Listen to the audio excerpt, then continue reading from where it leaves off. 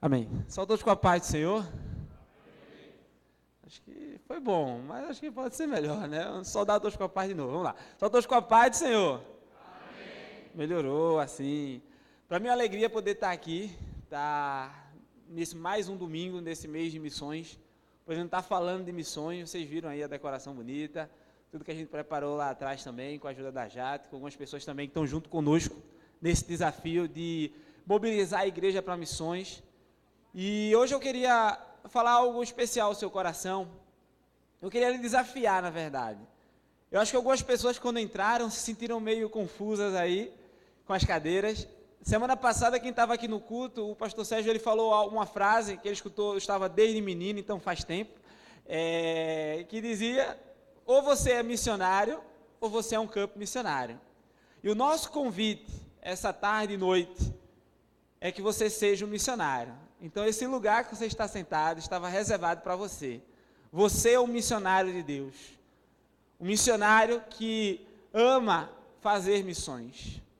E quando o pastor Sérgio me chamou para esses 2 domingos estar falando sobre missões, sobre todo esse envolvimento, o desejo do meu coração foi forte de despertar na igreja sentimentos que pudessem produzir resultados em irem para missões, deixar tudo ou parcialmente, participando ativamente da obra de Deus, resultado de pessoas que desejem se assumir um posto de intercessor missionário, como também pessoas que desejem sim contribuir com a obra missionária. Não orar, Deus abençoe o Berel, Vanessa, Sara, Samuel, Esté e o bebê, em nome de Jesus, amém. Aí vai dormir. Não é orar assim. É realmente pegar os pedidos de oração, separar um tempo, dedicar a Deus uma vez por mês, uma vez em 15 dias, ou uma vez por semana, uma vez por dia, não sei. Mas ter aquele tempo, 10 minutos, 20 minutos, 1 hora, não sei o tempo que você gosta de orar, mas orar especificamente por missões, pela proteção dos missionários, pelas nações, pelos perdidos, pelos pastores, pelas igrejas locais, como também que você possa contribuir, não com o que sobra ou tirando parte do seu dízimo, não, mas que você possa dar algo de você para Deus, que você possa dar algo de você para missões, porque quando a gente fala em ir, não tem como você ir sem se envolver. Você precisa se dar por completo. Você precisa participar. A oração e a contribuição não é a opção contrária a essa de se dar por completo. Se você assume o papel de orar por missões, assume o papel de contribuir com missões, você também precisa se dar por completo. E quando a gente fala de missões, como eu trouxe semana passada, missões está diretamente ligado com salvação. Salvação da alma do homem, salvação daqueles que infelizmente, por conta do pecado, irão para o inferno, porque eu e você iríamos para o inferno, mas Deus não quis que fosse assim. Ele enviou Jesus para morrer na cruz, no meu e no seu lugar, e assim nos dá a salvação eterna, irmos para o céu, irmos para o lado do Pai. Semana passada eu perguntei, estou fazendo só um flashback do que foi semana passada, mas eu perguntei sobre: você tem certeza da salvação? Você tem certeza para onde você vai?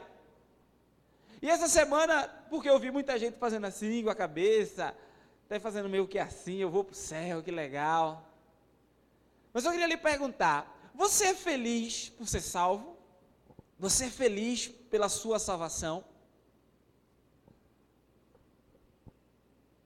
Deus nos chama para proclamar ao mundo a sua maravilhosa salvação. Porque eu sou feliz, porque Jesus um dia me salvou. Eu sou feliz, porque um dia Ele me encontrou. E eu não vou mais para qualquer lugar. Eu vou para junto dEle.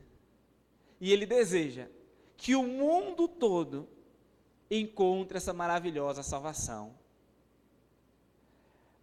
Abre tua Bíblia em Atos, no capítulo 1. Eu queria que todos nós acompanhassem esse texto. Atos, capítulo 1.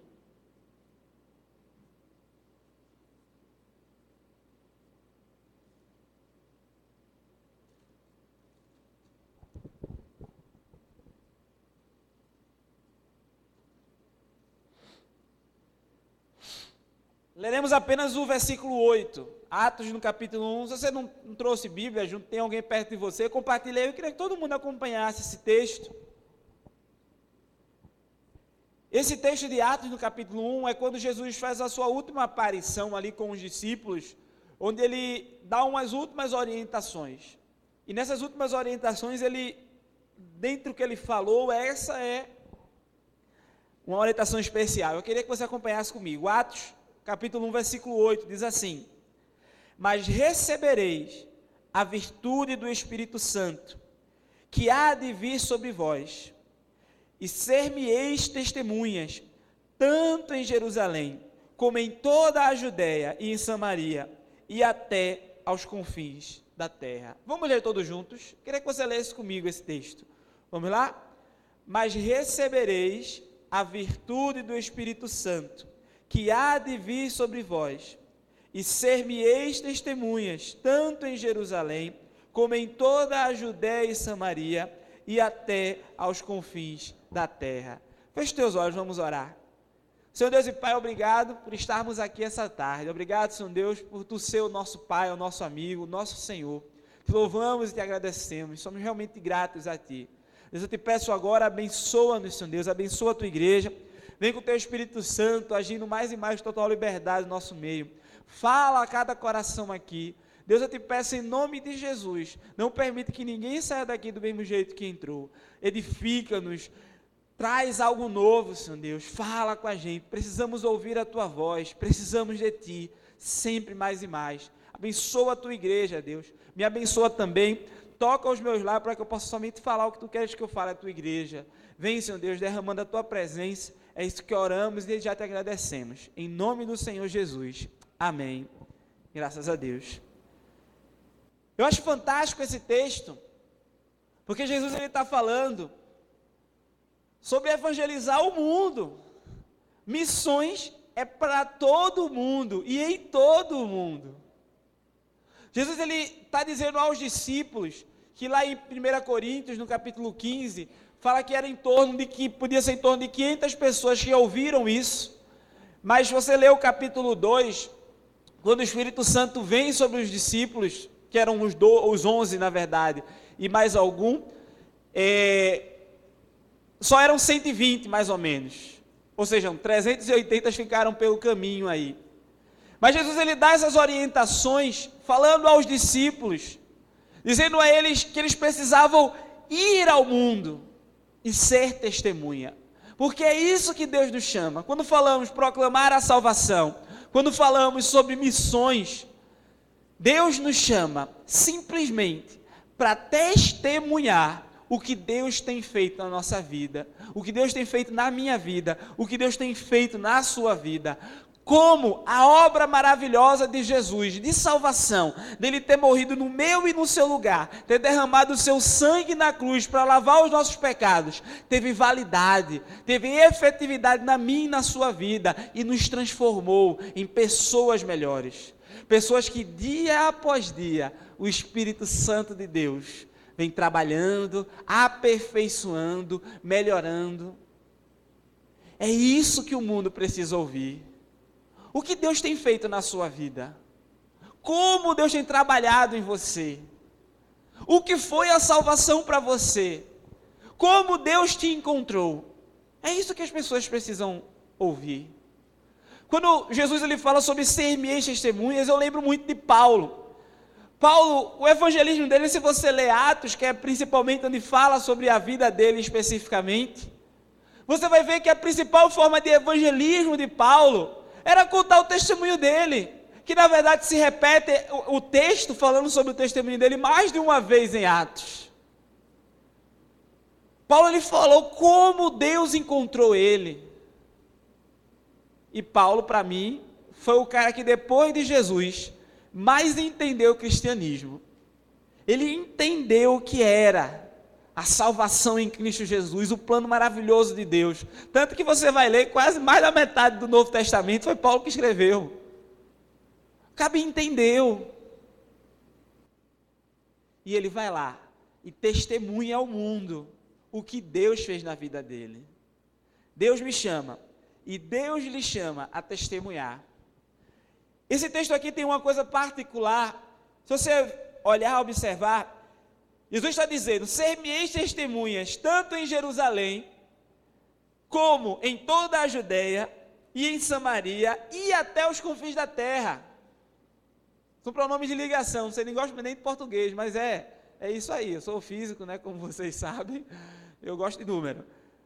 Mas dá um sentido de simultaneidade. O que Deus quer de mim e de você é que fale, em especial para os discípulos, ele estava falando aqui, mas ele traz essa mensagem ao nosso coração. Ele pedia aos discípulos para serem testemunhas em Jerusalém, em Samaria, na Judeia e até os confins da terra. Jerusalém era o lugar onde eles estavam. A Samaria e a Judeia eram regiões próximas, e os confins da terra era todo mundo. Como fazer isso simultaneamente, em todos os lugares? Aí eu venho batendo nessa tecla, estou sendo chato, que vocês enjoem da minha cara, mas não esqueçam disso. Missões é feita pelos que vão, pelos pés dos que vão, pelo joelho dos que oram e pela mão dos que contribuem. Sem esses 3 pilares, missões não acontecem. Podemos aqui ir com os nossos pés aos nossos vizinhos, aos nossos amigos, e podemos ir nas regiões próximas e também nos confins da terra, pessoalmente, mas através muito em especial das nossas orações e das nossas contribuições.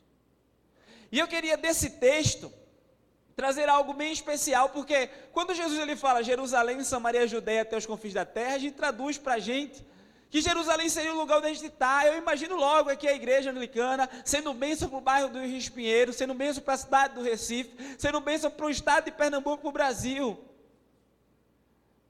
Jerusalém, Samaria, Judeia, mas ela também sendo bênção até os confins da terra. Infelizmente, a gente não teve condições de botar mais bandeiras aqui, porque existem muito mais. Mas aqui tem representante de cada continente. E são para esses países que a sua oração precisa chegar. São para esses países que a sua contribuição precisa chegar. É os confins da terra. E eu queria me deter nesse texto em falar dos confins da terra. Falar sobre o outro lado do mundo. Por que evangelizar os confins da terra? Eu trouxe 3 razões, que possivelmente pode haver outras mais, mas 3 razões que eu achei especiais, que eu queria falar, trazer para a igreja, e que você pudesse refletir. Por que evangelizar os confins da terra? Primeiro, porque é uma ordem de Deus. Deus mandou eu e você. Semana passada foi o texto básico que a gente usou. Que está lá em Marcos, no capítulo 16, versículo 15. Qual é o texto? Vamos lá? Quem é corajoso ou corajosa? Sem abrir a Bíblia.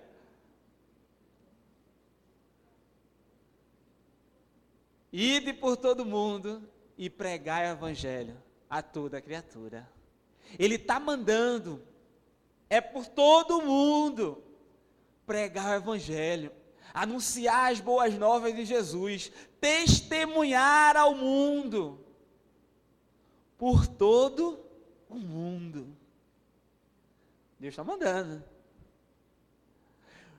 Por que evangelizar os confins da terra? Uma ordem de Deus.